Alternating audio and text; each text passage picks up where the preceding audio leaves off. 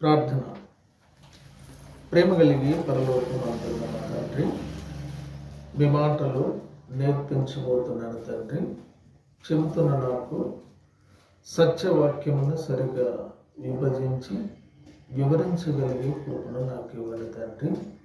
దేవా, పిల్లలు వింటూ ఉండగా వినగలిగిన చెవులను, విన్న ఆ మాటలన్నిటినీ అర్థం చేసుకోగలగాల్సిన అనుగ్రహించమని ప్రభు అయిన యేసుక్రీస్తు నామమున ప్రార్థన సమర్పిస్తున్నాము తండ్రి. ఆమేన్.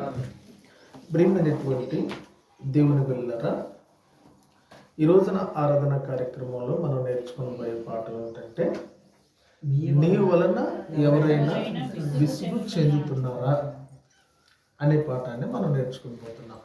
ఏం పాఠం నేర్చుకుని పోతున్నాం ఒకసారి చెప్పండి.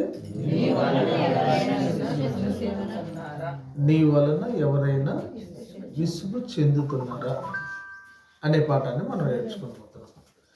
ఈ పాఠం యొక్క ముఖ్య ఉద్దేశం ఏంటంటే, జాగ్రత్తగా వినాలి.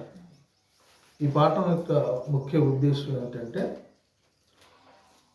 సమాజంలో, సంఘంలో నివసిస్తున్నటువంటి క్రైస్తవులుగా ఉన్న దేవుని పిల్లలైన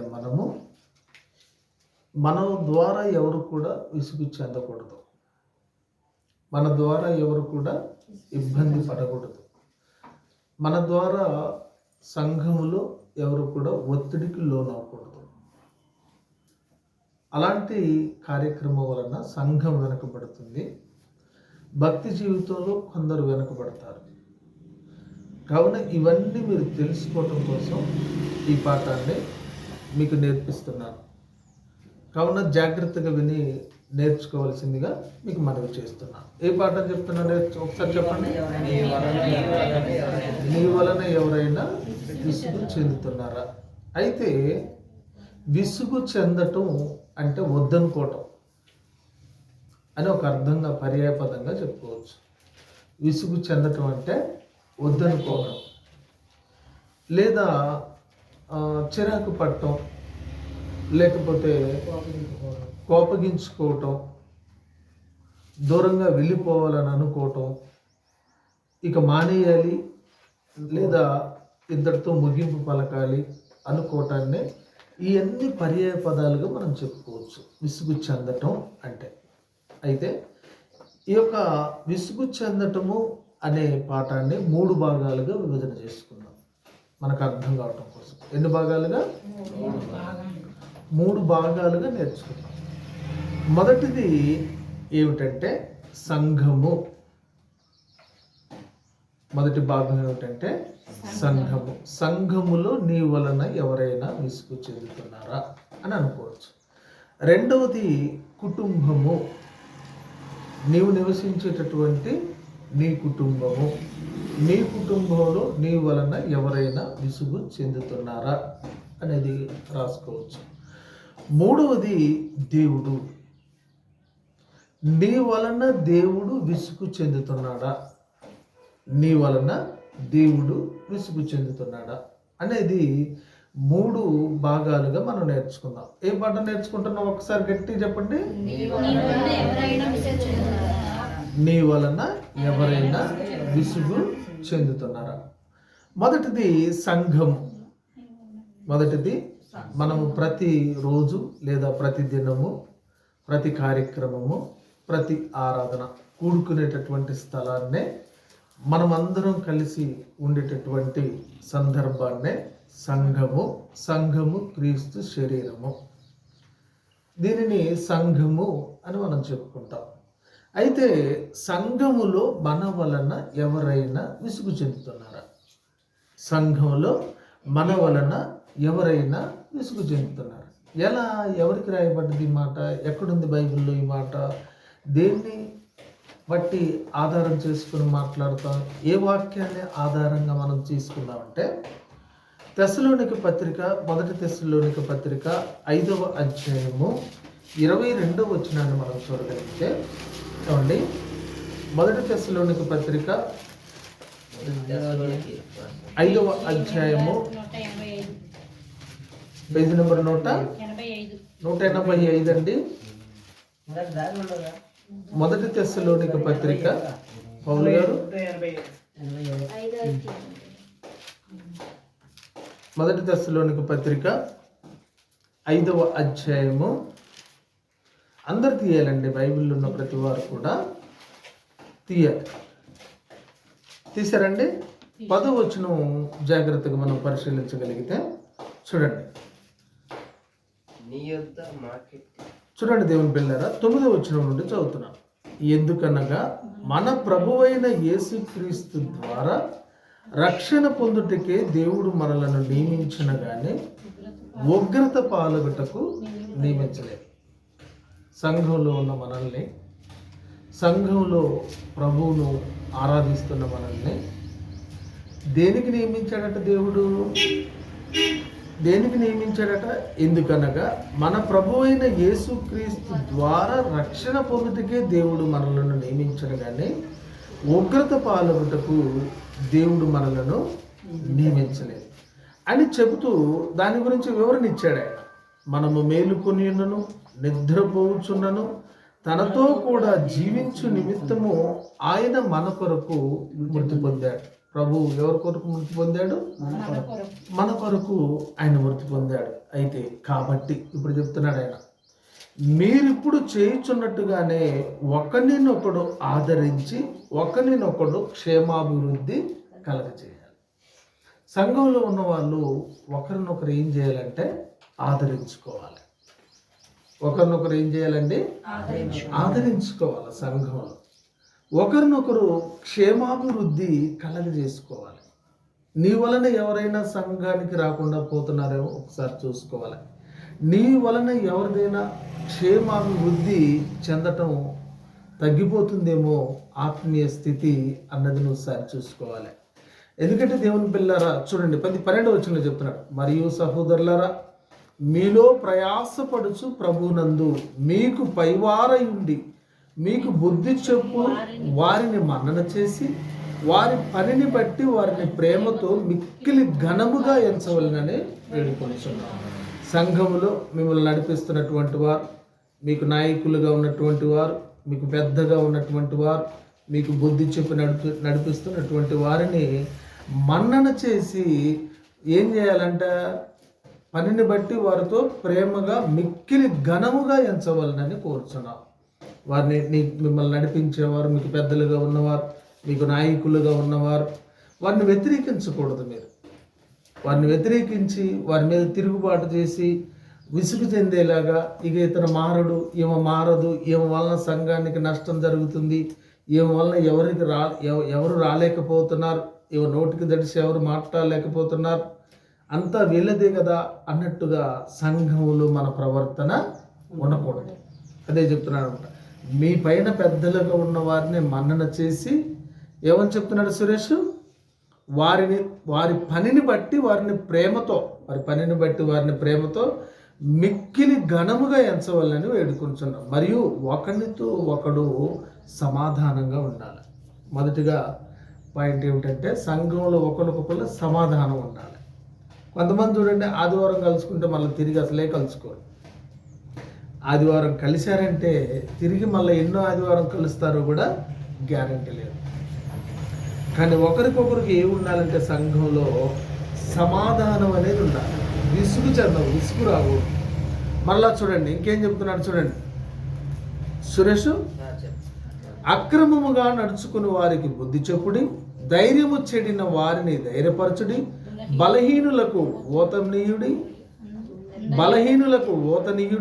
అందరి ఎడల దీర్ఘశాంతము గలవారయుడి, ఎవడును కీడునకు ప్రతి కీడు ఎవరికైనాను చేయకుండా చూచుకోండి. ఎవరు కూడా సంఘంలో ఒకరికొకరు కీడు చేయకూడదు, కీడుకు ప్రతి కీడు చేసుకోకూడదు, ఎవరిని కూడా సంఘంలో మనము ఇబ్బంది పెట్టకూడదు. ఇంకేం చెప్తున్నారు చూడండి, ఎల్లప్పుడూ మేలైన దానిని అనుసరించి నడుచుకునడి, ఎల్లప్పుడూ సంతోషంగా ఉండి, ఎడతెగక ప్రార్థన చేయుడి, ప్రతి విషయమునందు కృతజ్ఞతాస్తుతులు చెల్లించుడి, ఇలాగు చేయుట యేసుక్రీస్తునందు మీ విషయములో దేవుని చిత్తము. ఆత్మను ఆర్పకుడి, ప్రవచించుటకును నిర్లక్ష్యము చేయకుడి, సమస్తమును పరీక్షించి మేలైన దానిని చేపట్టుడి, ప్రతి విధమైన కీడునకు దూరంగా ఉండాలి. సంఘంలో ఇవన్నీ కూడా పాటించాలి. మన వలన ఎవ్వరు కూడా సంఘంలో విసుగు చెందకూడదు. మన వలన ఎవరు కూడా సంఘంలో ఇబ్బంది పడకూడదు. మన వలన సంఘంలో ఎవరు కూడా వెనకబడి పోకూడదు. ఇది సంఘములో ఉన్నటువంటి వారికి చెప్తున్నటువంటి మాట. ఎవరి ద్వారా చెప్తున్నాడు దేవుడు? అపోస్తలుడైన పౌలు గారి ద్వారా రాయించినటువంటి మాట. మొదటి భాగం ఏం నేర్చుకున్నాం మనము? సంఘములో మన వలన ఎవరైనా విసుగు చెందుతున్నారేమో ఖచ్చితంగా మనం సరి చూసుకోవాలి. ఒకవేళ తెలియక మనం అలా ప్రవర్తిస్తే, ఒకవేళ తెలిసి అలా మనం ప్రవర్తించినా సరే వాక్యాన్ని బట్టి మనల్ని మనం సరి చేసుకోవాలి. ఇప్పుడు రెండవ భాగం ఏమిటంటే కుటుంబం. రెండవ భాగం ఏమిటంటే కుటుంబం. కుటుంబం అన్న తర్వాత ఇంటికి వెళ్ళిన తర్వాత కొందరు సమాధానంగా ఉంటారు, కొందరు కలహాలు పెట్టుకుంటారు, కొందరు ఇబ్బందులు పెట్టుకుంటారు, కొందరు స్వార్థపూరితంగా వ్యవహరిస్తూ ఉంటారు, కొందరు నానా రకాలైనటువంటి ఆలోచనలతో కుటుంబంలో ఉంటూ ఉంటారు. అటు వారికి కూడా వాక్యము ద్వారా దేవుడు రాయించినటువంటి మాటలు ఏమిటంటే, ఒకసారి కొలసీ పత్రిక 3వ అధ్యాయము, కొలసీ పత్రిక 3వ అధ్యాయము పేజీ నెంబర్ 183 అండి. జాగ్రత్తగా వినాలి. మళ్ళీ మిమ్మల్ని నేను అడుగుతాను. కొలసీ పత్రిక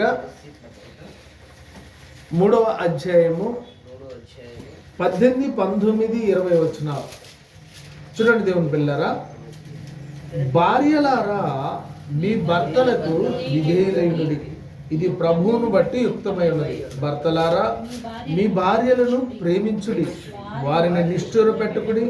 పిల్లలారా అన్ని విషయములో మీ తల్లిదండ్రుల మాట వినుడి, ఇది ప్రభువును బట్టి మెచ్చుకొనదగినది. తండ్రులారా మీ పిల్లల మనస్సు కృంగకుండునట్లు వారికి కోపము పుట్టింపకుడి. దాసులారా మనుషులను సంతోషపెట్టువారైనట్టు కంటికి కనబడవలనని కాక ప్రభువునకు భయపడుచు శుద్ధాంతకరణము గలవారై శరీరమును బట్టి మీ యజమానులైన వారికి అన్ని విషయములో విధేయులై. చూడండి, సంఘంలో ఉన్న వారికి భర్త భర్త చేయాలి, భార్య బాధ్యత భార్య చేయాలి, పిల్లల పని పిల్లలు చేయాలి. ఎవరి పనిని వారు చేయాలని దేవుడు స్పష్టంగా రాయించాడండి. కానీ కొంతమంది ఏం చేస్తారంటే ఈగోలకు పోయి, స్వార్థ ప్రయోజనాలకు పోయి కుటుంబంలో తిరుగుబాట్లు చేస్తారు. వ్యక్తిగత ప్రయోజనాల దృష్ట్యా దేవుడు మాటను కూడా పక్కన పెట్టి కుటుంబాలను చీట్ చేసుకుంటూ ఉంటారు, కుటుంబాన్ని బజారుకి తెచ్చేసుకుంటారు, కుటుంబ కలహాలను ఎక్కడికెక్కడికో తీసుకెళ్ళి అంత ఇబ్బందులు పాలు చేసుకుంటూ ఉంటారు. అంత కుటుంబాన్ని ఏమంటారు, దాన్ని పరువు తీసుకోవటం అని చెప్పవచ్చు. దేవుని పిల్లరా, బాగా ఆలోచించండి. ఒకవేళ మీ వలన దేవుడు చెప్పినటువంటి మాట మీరు వినకుండా కుటుంబంలో మీ వలన ఎవరైనా విసుగు చెందుతున్నారని చూసుకోవాలి. ఈ మధ్యకాలంలో పేపర్లో వచ్చేసింది, ఒక కుమారుడు తండ్రిని త్రాగుడుకు డబ్బులు ఇవ్వట్లేదని తల్లిని తండ్రిని దూషించేవాడు, కొట్టేవాడు, ఇబ్బంది పెట్టేవాడు. ఆ చూసి ఆ కుమారుని భరించలేక ఆ తల్లిదండ్రులే ఆ కుమారుని చంపేశారు.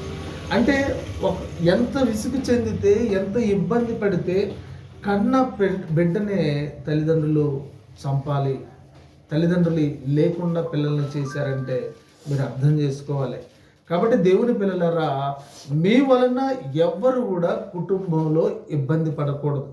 మీ వలన ఎవరు కూడా కుటుంబంలో విసుగు చెందకూడదు. వీడి వలన నాకు ఎన్ని ఇబ్బందులు, ఈమె వలన నాకు ఇన్ని ఇబ్బందులు, వీరి ద్వారా నాకు ఇన్ని ఇబ్బందులు, ఈ కుటుంబంలో నేను వెళ్ళిపోదాం అనుకుంటున్నాను, ఈ కుటుంబంలో నేను ఉండకూడదు అనుకుంటున్నాను, ఈయనతో నాకు కుదరదు అనుకుంటున్నాను, ఈమెతో నాకు కుదరదు అనుకుంటున్నాను అని పంచాయతీలు పెట్టుకొని ఇబ్బందులు పడి ఇరుకులు పడి ఎంతోమంది కూడా ఈరోజు క్రైస్తవులైనటువంటి వారు విశ్వాసంలో వెనకడుగు వేసి దేవుని మాటను వినకుండా, దేవుని మాటను పట్టించుకోకుండా కుటుంబాలన్నింటినీ పాడు చేసుకునేటువంటి వారు చాలామంది ఉన్నారు. కాబట్టి ప్రియమైనటువంటి దేవుని పిల్లలారా, నీ వలన కుటుంబంలో ఎవరైనా విసుగు చెందుతున్నారేమో జాగ్రత్త చూసుకోవాలి. నీ వలన ఎవరైనా కుటుంబంలో ఇబ్బంది పడుతున్నారేమో నువ్వు చూసుకోవాలి. నీ వలన కుటుంబము ఇబ్బంది పడుతుంది, కుటుంబము బజార్లోకి వస్తుందేమో జాగ్రత్తగా ఆలోచించుకొని నిన్ను నీవు సరిచేసుకోవాల్సినటువంటి బాధ్యత నీ మీదే ఉంది. కాబట్టి రెండో భాగాన్ని ఏమి నేర్చుకున్నాం కుమారి గారు? మనము కుటుంబంలో ఎవరైనా నీ వలన విసుగు చెందుతున్నారు. పౌలు గారు విసుగు చెందుతుంటే ఖచ్చితంగా గమనించుకొని సరి చేసుకోవాలి. మూడో భాగం ఏమిటంటే దేవుని పిల్లరా, మూడో భాగం ఏమిటి? నీ వలన దేవుడు విసుగు చెందుతున్నాడా? ఇది ముఖ్యమైన పాయింట్. నీ వలన దేవుడు, నీ దేవుడు, మన దేవుడు విసుగు చెందుతున్నాడా? ఇప్పుడు సంఘంలో ఎవరైనా విసుగు చెందుతున్నారా నేర్చుకున్నాం. కుటుంబంలో ఎవరైనా విసుగు చెందుతున్నారా నేర్చుకున్నాం. సంఘంలో గురించి నేర్చుకున్నాం, కుటుంబం గురించి నేర్చుకున్నాం. మరి దేవుడు నీ వలన విసుగు చెందుతున్నాడా అనేది మనం చూసుకోవాలి. ఒకవేళ నీ వలన దేవుడు విసుగు చెందితే ఏం చేస్తాడో కూడా మనం నేర్చుకోవాలి. కొందరంట ఒక తరం అంట విసుగు చెందిందంట, విసుగు చెందించారంట, దేవుణ్ణి బాగా శోధించారంట, దేవుణ్ణి బాగా ఎన్ని మేలు చేసినా శోధించారంట, ఎంత సహాయం చేసినా శోధించారంట, ఎంత ప్రేమించినా దేవుడు వారిని తిరిగి వారు దేవుణ్ణి ద్వేషించారంట. దేవుడు ఎంత కృప వారికి ఇచ్చినా దేవుణ్ణి వ్యతిరేకించి దేవుడి మీద తిరుగుబాటు చేశారంట. దేవుడు అన్నాడు, నేను ఆ తరము వారి వలన విసుగు చెందాను అన్నాడు. దేవుడు అన్నాడు, నేను ఆ తరము వారి వలన విసుగు చెందాను అన్నాడు. ఎక్కడుంది ఆ మాట అంటే హెబ్రీ పత్రిక 3వ అధ్యాయము, హెబ్రీ పత్రిక 3వ అధ్యాయము ఏమండి 201 అండి. చూడండి దేవుని పిల్లలు 9వ వచనం, 40 సంవత్సరములు నా కార్యములను చూచి మీ పితరులు నన్ను పరీక్షించి శోధించారంట. ఎన్ని సంవత్సరాలు చూశారంట ఆయన కార్యాలు? మన పితరులంట 40 సంవత్సరాలు ఆయన కార్యాలు చూశారంట. 40 సంవత్సరాలు ఆయన చేసిన మేలుతో తృప్తి పొందారంట. కానీ దేవుడు ఏం చేశాడు అన్నారంట. చూడండి, దేవుడు నాకేం మేలు చేశాడు అన్నారంట. కానీ అప్పుడు దేవుడు ఒక ఎంతో బాధతో ఆయన అన్న మాట ఏమిటంటే, చూడండి, 40 సంవత్సరములు నా కార్యములను చూసి మీ పితరులను నన్ను పరీక్షించి శోధించి కావున నేను ఆ తరము వారి వలన విసిగాడంట దేవుడు. వాళ్ళ వలన ఇప్పుడు ఎవరికైనా మనం ఎంత సహాయం చేసినా, ఎంత సరి చేసినా, ఎంత వాక్యం నేర్పించినా, ఎంత నిలబెట్టినా, ఎంత బాగుపరుద్దామని చూసినా సరి చేసుకోవట్లేదు అనుకోండి, ఎంత వాళ్ళు మనం ఎంత హెల్ప్ చేసినా నిలబెట్టుకోవట్లేదండి, మనకేమొస్తుంది? ఏమొస్తుందండి? మనకి విసుగొస్తుంది. చెప్పి చెప్పి చెప్పి చెప్పి మారని హృదయాలు కొన్ని ఉంటాయి. మారని సిద్ధాంతాలతో బుర్రను సెట్ చేసుకొని కొంతమంది ఉంటారు. నేను ఇంతే, నేను ఎక్కడే అని గిరిగీసుకుంటారు కొంతమంది. అవి వీళ్ళు కూడా 40 సంవత్సరాల కార్యాలు చూసంట విసిగిపోతే దేవుడు అంటున్నాడు, వీరెల్లప్పుడూ తమ హృదయాలోచనలో ఎల్లప్పుడూ కూడా హృదయం చెప్పిందే వింటారు, హృదయం చెప్పిందే విన్నారు, హృదయంలో అనుకుందే నిశ్చయించుకున్నారు, హృదయంలో ఏమైతే తప్పుడు ఆలోచన పెట్టుకున్నారో ఆ ఆలోచన ప్రకారం వెళ్ళారంట. వాళ్ళు నా మార్గములను తెలుసుకోలేదు. 40 సంవత్సరాలు కూడా ప్రభు మార్గాన్ని వారు తెలుసుకోలేదంట. 40 సంవత్సరాలు కూడా ఆయన మేలును వారు గుర్తించలేదంట. కొంతమంది చూడండి, ఎంత ఆరోగ్యంగా ఉన్నా, ఎంత సంతోషంగా ఉన్నా, ఎంత హ్యాపీగా ఉన్నా మాట్లాడే మాట ఏమిటంటే, దేవుడు నాకేం మేలు చేశాడంటే, ఏం జరిగిందండి అంట. నువ్వు ఈరోజు నిద్రించి రేపు తిరిగి బ్రతికి నడుస్తున్నావంటే అది మేలు కదా? మేలు కదా? ఇప్పుడు హాస్పిటల్కి వెళ్ళి ఒకసారి నీకు ఆక్సిజన్ పెడతాడు, 1 గంట ఎంత అడుగుతాడు? హాస్పిటల్కి వెళితే 1 గంట ఆక్సిజన్ పెడితే ఎంత తీసుకుంటాడు? మరి ఉచితంగా అనుగ్రహించే ఆక్సిజన్ గాలి ఎంత బిల్లు కట్టాలి నువ్వు ఇప్పుడు? చెప్పండి అండి. ఒక 20 లీటర్లు మంచినీళ్ళు నువ్వు కొనుక్కొచ్చుకుని తాగటానికి ఎంత కడుతున్నావు? రూ. 10 ఇవ్వాలి, లేకపోతే రూ. 20 ఇవ్వాలి. అక్కడ ఉన్న సామర్థ్యాన్ని బట్టి కూల్ వాటర్ అయితే, మామూలు వాటర్ అయితే. మరి నువ్వు పుట్టిన దగ్గర నుంచి కొన్ని వేల లక్షల లీటర్లు అన్నీ వాడి పడేస్తున్నావు కదా, ఎన్ని కట్టాలా? ఎన్ని కట్టాలండి? ఎన్ని కట్టాలి? నువ్వు ఆలోచించావు ఎప్పుడైనా? వీళ్ళంట ఇవన్నీ ఆలోచించలేదంట. అన్నారంట దేవుడంట విసిగిపోయి అన్న మాట ఏమిటంటే, వీరెల్లప్పుడూ తమ హృదయాలోచనలలో తప్పిపోతున్నారు, నా మార్గములను తెలుసుకొనలేదు కనుక నేను కోపముతో ప్రమాణము చేసినట్టు. కోపం వచ్చి దేవుడు ప్రమాణం చేశాడంట. ఏమని చేశాడో తెలుసా? వారు నా విశ్రాంతిలో ప్రవేశింపరని చెప్పితిని. నువ్వు నా కొడుకువే కాదురా అని తండ్రి ఎప్పుడు అంటాడు? నువ్వు నా బిడ్డే కాదు అని తల్లి ఎప్పుడు అంటది? అసలు నీకు నాకు కుదరదు అని తండ్రి ఎప్పుడు అంటాడు? అసలు నువ్వు నా భార్యవే కాదు, నువ్వు నా భర్తవే కాదు అని ఎప్పుడు అంటారు? విసుగు చెందినప్పుడు. దేవుడు కూడా విసుగు చెందాడు. పోషించి పోషించి పోషించి కాపాడి కాపాడి కాపాడి నిలబెట్టి విసుగు చెంది అన్నాడు. లాస్ట్కి ప్రమాణం చేసి మీరు ఇక నా విశ్రాంతిలో ప్రవేశింపలేదు. కాబట్టి మనకు కూడా చెప్తున్న మాట ఏమిటంటే, సంఘంలో ఉన్న మనల్ని ఏమంటున్నాడు తెలుసా? మనకి హెచ్చరిక, మనకు వార్నింగ్, మనకిచ్చే వార్నింగ్ ఏమిటంటే, సహోదరులారా, జీవము గల దేవునిని విడిచిపోనట్టి విశ్వాసము లేని దుష్ట హృదయము మీలో ఎవని ఎందైనా ఒకవేళ ఉండునేమో అని జాగ్రత్తగా చూసుకోండి. ఒకవేళ వాళ్ళ లక్షణాలు మీకు ఏమన్నా వచ్చినాయేమో, అన్నీ తాత బుద్ధులే అని ఎవరిని అంటారు? మనవరిని అంటారు. అన్నీ తండ్రి బుద్ధులే. వాళ్ళ అయ్యంతే వీడంతే, వాళ్ళ తాత అంతే వీడంతే, వాళ్ళ కుటుంబంలో ఎవ్వడు కూడా మంచోళ్ళు లేడు అని ఎప్పుడు అంటారు? బుద్ధులను బట్టి. అలాగే దేవుడు కూడా అంటున్నాడు, వాళ్ళ లక్షణాలు నన్ను వాళ్ళు విసిగించారు కదా, వాళ్ళకున్న లక్షణాలు మీకున్నాయేమో చూసుకోండి. నా సహోదరులారా, జీవము గల దేవుణ్ణి విడిచిపోవునట్టి విశ్వాసము లేని దుష్ట హృదయము మీలో ఎవని ఎందైనను ఒకవేళ ఉండునేమో అని జాగ్రత్తగా.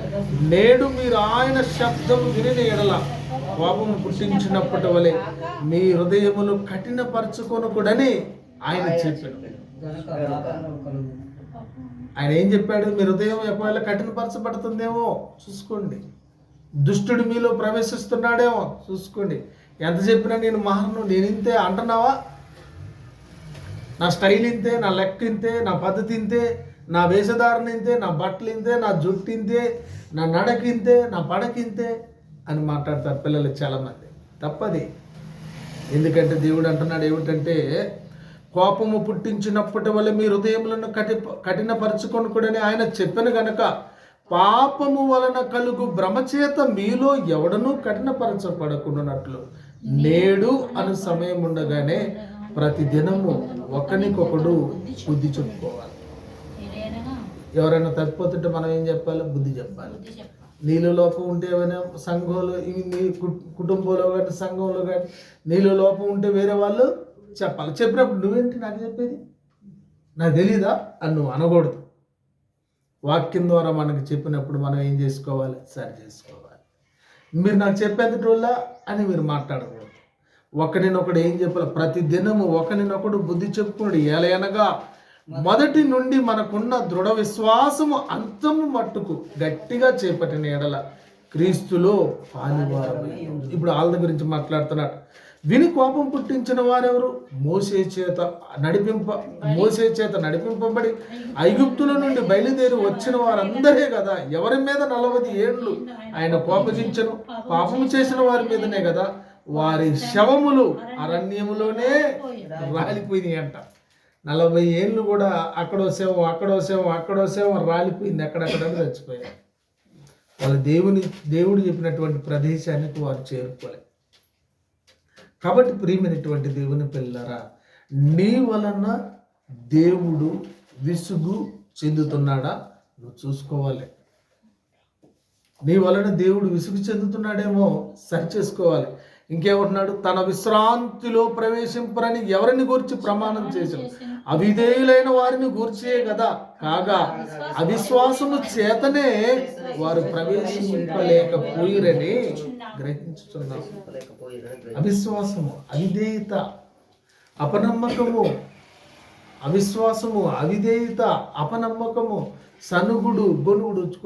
చూడండి, చాలామంది కుటుంబాల్లో ఎప్పుడు గొనుగుతూనే ఉంటారు, ఎప్పుడు సనుగుతూనే ఉంటారు, ఎప్పుడు ఏదో పోయినట్టే మొహం అంతా అలా పెట్టుకొని జీవిస్తూ ఉంటారు. కారణం ఏమిటంటే, దేవుని పిల్లరా, ఒకసారి మీరు ఆలోచించండి.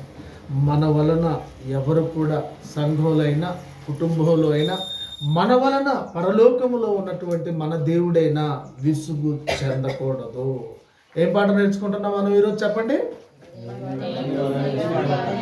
నీ వలన ఎవరైనా విసుగు చెందుతున్నారా? ఒకసారి గట్టి చెప్పండి. నీ వలన ఎవరైనా. ఎన్ని భాగాలుగా నేర్చుకున్నాం ఈ పాఠాన్ని మనము? మొదటి భాగం చెప్పండి. రెండవది, మూడవది,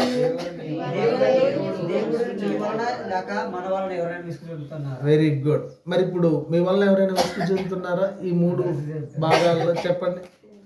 ఒకవేళ నీ వలన ఎవరైనా విసుగు చెందితే నువ్వు మారాలా, నువ్వు సరిదిద్దుకోవాలి. నేను సరిదిద్దుకోను, నేను అలాగే ఉంటా, నేను ఇంతే, నేను ఎలాగే పుట్టా, ఎలాగే చచ్చిపోతా అని ఎవరైనా అంటే వాళ్ళ శవాలు ఎక్కడ రాలిపోయాయంట? మరి నువ్వు ఎక్కడ రాలిపోతావో తెలియదు. కాబట్టి ప్రియమైనటువంటి దేవుని పిల్లలారా, చివరిగా దేవుడు చెప్తున్నటువంటి మాట ఏమిటంటే, కొరింథీ పత్రిక 10వ అధ్యాయము ముగిద్దామండి. మొదటి కొరింథీ 10వ అధ్యాయము పేజీ నెంబర్ 152 అండి. అందరు తీయాలండి. 10వ అధ్యాయంలో చెప్తున్నాడు చూడండి, 12వ వచనంలో, తాను నిలుచున్నానని తలంచుకుని వాడు పడకుండా జాగ్రత్తగా చూసుకో. నువ్వు భక్తిలో నిలబడ్డావా? జాగ్రత్త చూసుకో.